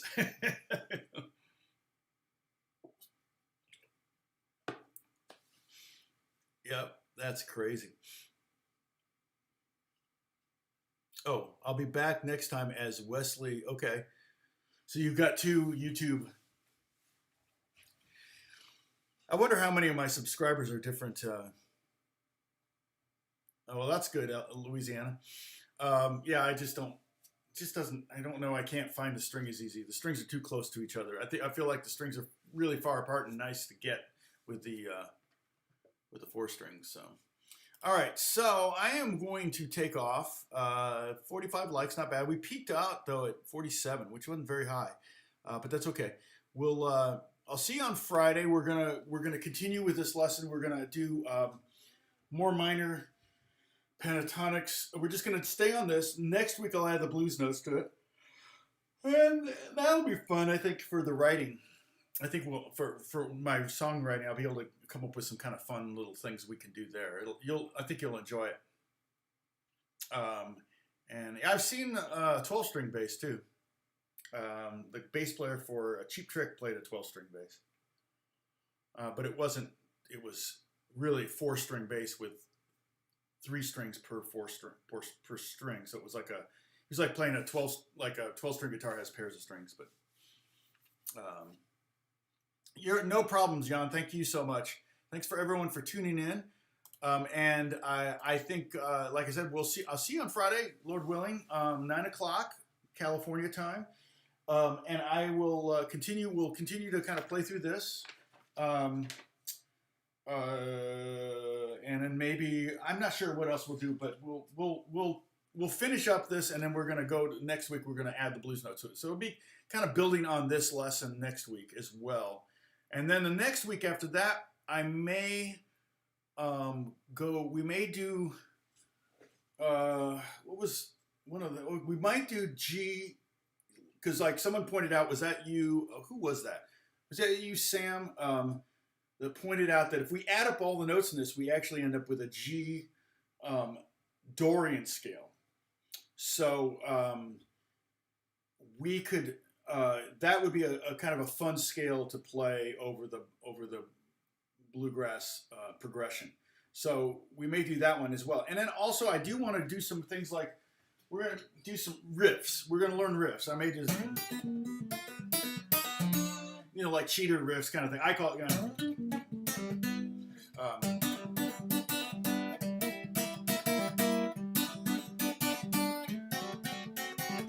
you know, that kind of stuff. Or might do some open.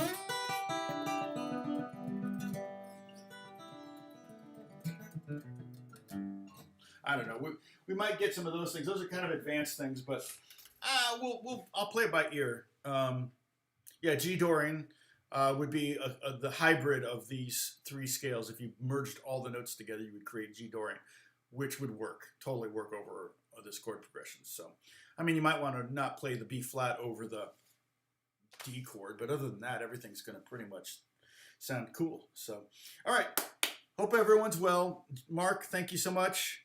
Dennis, Bruce, Holly, thank you for moderating. Louisiana, good seeing you. Same with you, Sam, as always. John, Bob Schumann, David Sillers. Everybody have a good time. Be safe. And I will, I would say be safe no matter what year I was saying. I was videoing, you know. So I was doing live stream. So it's not just a 2020 sentimentality or a 2021 sentimentality. So, DeLorean. Yeah, Dennis. I've ridden in a couple DeLoreans. Yeah, I have a friend who has one that's like, yeah, I have a friend who has one. I don't think he restored it. So, and it was very difficult. Really difficult getting parts for that thing because they didn't make very many of those. So, all right. So until Friday, take care of yourselves. God bless you and goodbye.